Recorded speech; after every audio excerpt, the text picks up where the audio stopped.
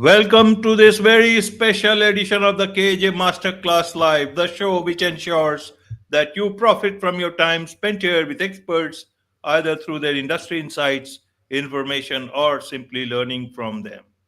And today we have Bo Jakins. He is a tech industry veteran, nearly 3 decades of experience, and he is the CEO of BridgeNet Technology Consultants.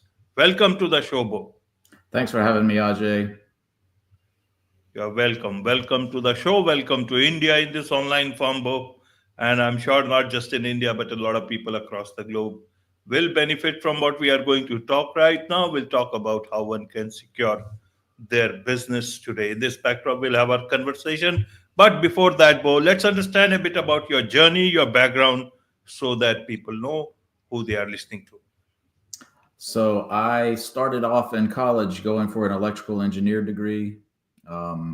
In college, I found a love for computers. I started working part-time for a computer repair shop. Completed my electrical engineering degree, but knew that I probably wasn't going to use that. So I went and got my master's in business before leaving college and jumped into technology with a small firm some of your users may be familiar with called Exxon, global oil and gas mega provider of oil and gas products across the world. Worked there for a few years and chased some consulting opportunities in IT. Lived for 3 months in Europe, in London. Did a small stint in Amsterdam, doing IT consulting for tech firms over there. Made my way back to the States and spent 3 years as an IT security expert with a government contractor in the New Orleans area in Louisiana, and started BridgeNet shortly thereafter to help small and medium business owners with their IT decisions. Absolutely. What do you mean by IT decisions? Is it mostly about security, or is it about, including a lot of technology, automation, AI? Is it more about that? It's about everything. It's not just security decisions. It's how they use technology to make their business more productive, more profitable, and help them propel their business to the next level. Instead of struggling every day with technology issues, we eliminate those headaches for them and help them use technology as a smart tool in their business to propel it forward. Right. So how is it changing? You see, with the coming of AI, Bo, a lot of uh, ground is almost similar, except that maybe the way it is used, even for small businesses and big businesses. Tell us a bit how businesses, small businesses, big businesses are using technology, especially AI. Is too much of difference between those people, and especially in cybersecurity, in terms of threats? How different is it for small businesses, and how different is it for big businesses? Maybe some industries do have different, but by and large, I want to understand the landscape and the trends. From a baseline ideology, I think cybersecurity is the same, whether you're a solopreneur with running your own business, or you're multi hundreds of thousands of employees, operations. You still have data. At the end of the day, you still have data that you need to protect and secure. And some of those protections can be boiled down to very simple terms that apply across all baselines. When you get into the enterprise level, there's different tools available to help IT departments when it comes to enterprise level security and protecting a global workforce. But in the end, cybersecurity has its fingers and a baseline across everyone, no matter the size of their business. Absolutely. So, seeing from your perspective, because you are taking care of, uh, telling them about their needs, and also, providing them whatever help that they need. In terms of, the biggest threats. What are the biggest cyber security threats, especially in today's time for small businesses and also for big business? Because we are also, even as consumers, we are dealing with such big businesses. Tell us a bit about that landscape so that we know, okay, what is happening in that area.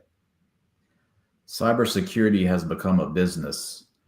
The threat actors that are after your data want to, they're running an operation that is no different from a P&L standpoint of a true real business owner, right? They have tools that they use just like a normal business owner has tools. They have employees. Their job is just nefarious in the fact that they're trying to hold your data ransom and get you to pay them some money. There's also another side of cybersecurity where they're trying to play on your emotions and get you to react in such a way that your responsiveness, your reaction time is, they're taking on a sense of urgency and wanting you to act urgently to give them money. It may not necessarily be they're going after your data, but they're going after, they're socially engineering you to try and elicit some form of payment to them where you aren't thinking rationally. So the biggest threat are those actors that are nefarious, looking to take your money from you in some form or fashion, whether they're after your data and they want to hold it hostage, or they're after your instincts as a human to want to help people and react quickly to go do something that you shouldn't do because they've given a sense of falsehood. They've assumed a role that you trust, and they are taking advantage of your willingness to help them in that role when you don't realize that it's somebody nefarious acting in that role instead. Right, Bo. Can you help us understand when you say cybersecurity is a big business? It looks like, that it seems to be an extension of a established company, and for them it is like almost like a tobacco company opening up a cancer hospital. So there's a great movie that I just watched called The Beekeeper. It's streaming on one of the many millions of streaming platforms that we have. But that illustrates the business aspect of hackers and how they have a multi-million-dollar facility available to them that has alerts when somebody takes their bait, and they've been able to now break into a network to go see what's available to them on that network. And they'll deploy a team that then can analyze the data. They'll lurk in the background so that people won't even know that they're there. They try to hide out and see what roles they can assume within an organization. Like I spoke to earlier, they'll take the role of a CFO and intercept their email and then email clients behind the scenes without the true CFO of the organization even knowing that that's going on. Try to redirect bank accounts and ACHs and reroute funds for transactions that were legitimate from that organization, so that a 30-day window goes by and a vendor reaches out to a client that says, "Hey, I never received that payment. Do you know what the delay is?" And the client says, "No, we processed that payment. It went through, and here's the records of where we sent the information." Well, that's not our bank accounts. Whose bank accounts are those? All of that's happening behind the scenes with these organizations that employ people to sneak into clients' businesses and hack their way through, being crafty with examples just like that I just provided. Right. Bo. Can you tell us a bit more about, for example, ransomware? It's a big problem. Likewise, can you enumerate so that as a simple business owner, a small business owner in some part of the country doing business, interacting with clients over, globally, and providing whatever goods and services that they, how do they, how should they be prepared? What are the things that they should be prepared for? And is there a way that they can be prepared for? They can spend a bit of money, but obviously they cannot spend like big companies can. And even big companies are not secure in that sense, if you understand, in terms of data leaks and all. Yes, it's definitely a tightrope walk between being able to afford the appropriate level of cybersecurity protections you need and putting your business at risk for having hackers being able to infiltrate it. You said crypto lockers. Tell us about crypto lockers. I can remember the first call I ever got about a client with a weird blue screen on their computer that said all of their files were encrypted, and they didn't understand what that screen meant or why it was on their computer. And that was before the word crypto locker had ever been made public or made the news or became famous or was, a keyword in everybody's vocabulary like it is today. And luckily for that client, we had good backups in place, because when crypto lockers first came onto the scene, that was the only defense method that you had, was to essentially go through and sweep all of the systems and make sure that there was no trace of the virus left, and then restore them to a point in time where your last backup was available to get that data to be unencrypted. Aside from paying the ransom and hoping that you get your data back through the ransom, which is never advised. But today there's a whole host of more affordable tools available for people like me in what we call a managed service provider aspect, giving solutions to business owners to help protect them from an affordable, budget-friendly standpoint. And than there were back then when I first got that call that, hey, this weird screen is popping up on my computer and I don't know what to do with it. So backups are still key, but there's also there's zero trust tools out there now available that are very affordable. There are threat detection and threat operation tools that will look for those people that lurk in your network, like I was describing earlier, where an alarm goes off and that team attacks your data because they've infiltrated your network, to see what personalities they can assume and watch what bank transactions are going on and try and intercept those to reroute your funds that you're paying vendors to a different bank account. There's tools available now that will hunt for those threats, look for persistence within the network, detect that, and let you know that, hey, you need to go clean this up. Right, Bo. So from our perspective, we see as an individual, our data is not safe. We are not safe in that sense. We do not know whether we are safe or not. Even for businesses, big businesses, we already know. Except that we assume that we are putting some things in place and it is working, not working. We will come to know only when it is not safe or we get some sort of message. So by and large, let's, for the sake of argument, we understand that we are quite vulnerable in that sense in terms of cybersecurity. Let's look at it from the hacker's side, or those people into dealing it nefarious. What is it that is stopping them from getting into where they want to? Is it because we are not important enough, or is it because there is something which is stopping them? What is this something that is so strong or important, firewall, whatever it is, that is stopping these hackers? If that breaks, everybody is very much reachable. Yeah, so everybody is vulnerable, right? Everybody's data has a price to them. And whether it's a $500 payday for them or a $5 million payday for them, it doesn't matter. They still need and want to get paid.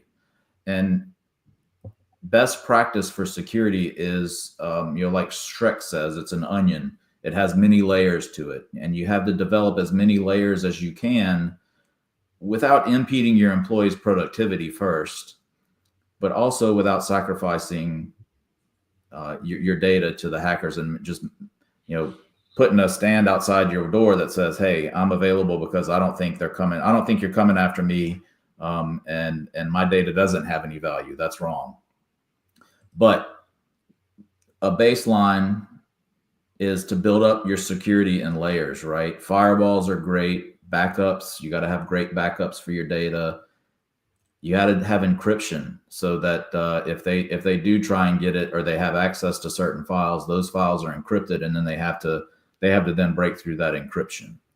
You need to have spam filtering on your email. You need to train your employees with best practices on cybersecurity principles around, what's a safe email? How can you quickly look through your email to see, is this legitimate or not? Try and trick your employees into clicking on a rogue email that's really not. So building up those layers around your defenses, creating layers of defenses that hackers have to get through is really best practice these days. All those two tools that I mentioned earlier, from a zero trust standpoint and a threat operations, those are great next level beyond the standard antivirus that people think works today. You got to have that next level and always be looking for the next new tool. Absolutely. So, what should businesses do? Should they adopt technology or not? Should they run things like a mom and pop store, even though it's a mid-sized, small-sized business? Should they adopt technology or not? Because every day new things are coming and new threats are coming. Because they need to grow. So how much of technology, especially AI, should they insert into their business strategy, growth strategy? Should they, should not? Who tells them? How do they know that? AI is coming whether we like it or not. I just read an article this morning that said both Google and Microsoft are in their own ways forcing AI into their licensing structure now. Thankfully, Microsoft is giving people a way to opt out of AI if it really scares them or they're standoffish still, which they have a right to be. The article said Google was just pushing it out there and not giving people a way to opt out. So Gemini is going to be available across the workspace platform, and you're going to have Gemini whether you want it or not. So that gives me pause. But you definitely have to think, if you want to use AI and you want to be on the forefront, which I advise everybody to try it out, see what it's about. It's just like the days when the internet came about, right? And if you had a modem in your computer, you may be able to hook your phone line up to it and go exploring. Well, now's the time to go start exploring with AI, but still be careful. We don't know a whole lot about its capabilities, and those are still to come, especially with the move from Gen AI to superhuman abilities that they're alluding to now.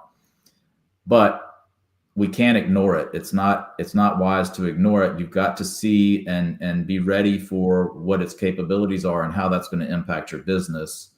And from a security standpoint, there's huge implications to what we call shadow IT, right? What's happening to your data when it gets put into AI? Are your employees, unbeknownst to you, dumping financial records into AI and asking it to analyze it for them? What happens to that data that you think is fine and protected on your server, but unknowingly your employees, just trying to be good employees, are putting it into AI to see what it can do? Do you need an acceptable use policy around AI? Yes. So just things like that you need to think through as a leader or a business owner when it comes to securing your data, preventing shadow IT. You can make the analogy to Dropbox, that people may be familiar with, or other file sharing platforms. Just to make, you can't email this important file that you need to email to your client. So I'm going to go create a free Dropbox account and put it over there and let my client go access that file in Dropbox. Well, now your important company data is sitting over here in Dropbox and you may never know it. So if Dropbox were to get exposed or hacked, and the data that's within Dropbox, even though you don't think you use Dropbox and your employee did to to circumvent some limitations in his email, that shadow IT now exists in Dropbox for your company. No different than AI and an employee putting important company data in AI these days. How do you prevent about that? Are you speaking to it in your staff meetings? What your expectations are with your employees around AI and how they should be utilizing it and testing it out and trying it.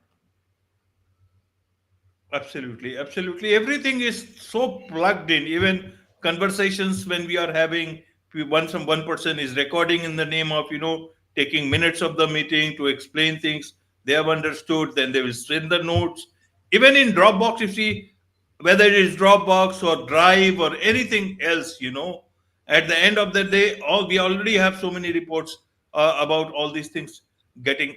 So what's the option for a business as an individual? Do we go, as I said, for an individual, I can go to the jungle if I have enough money. As they say, you retire and go to Hawaii or wherever it is by the beach and live a relaxed life.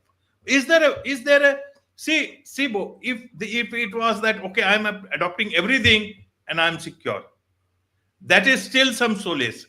But it's like you are spending money, you are adopting money, adopting technology, adapting to new technology, and still that you are not sure whether you are secure or not, your data is secure or not, your data is secure or not. What is this? Does artificial intelligence have that capacity to give us more about technology, but at the same time, more of safety? Does it have that capability going forward? How do you see it?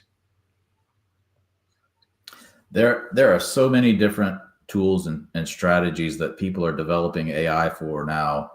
The money flowing into AI is just mind-boggling, and it's almost impossible to keep up with the amount of things available to us in the marketplace when it comes to AI. Over time, that's going to settle in, and there'll be key players and leaders that form. But to answer your question with any finality today is because there's so many movements going on in that space, it's hard to say. But from a leadership perspective and a business owner perspective, you've got to at least start talking with your people about it, explore it yourself, learn as much as you can about it and how it will or may impact your employees and your business. I spoke at a high school career fair a few weeks ago and encouraged those kids to think about what career path they were on and whether or not AI would have any type of implications to the job force that they're going into now. And I hope I planted that seed that it's that important.